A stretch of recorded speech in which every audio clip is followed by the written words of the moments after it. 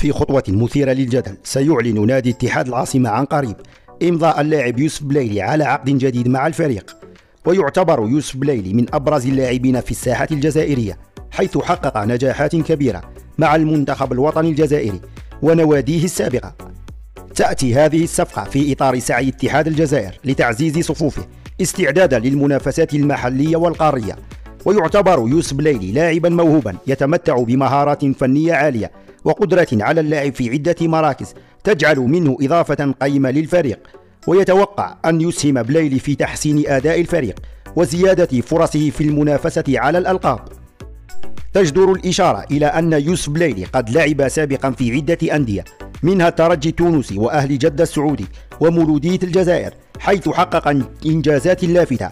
عودته إلى الدور الجزائري وإلى اتحاد العاصمة بالتحديد تعتبر خطوة مهمة، خاصة في ظل الحماس الجماهيري الكبير الذي يحيط بفريق اتحاد الجزائر. وفي الختام، يعد انضمام يوسف بلايلي إلى اتحاد الجزائر حدثا بارزا في تاريخ النادي، وينتظر أن يكون له تأثير إيجابي على الأداء العام للفريق في المنافسات القادمة.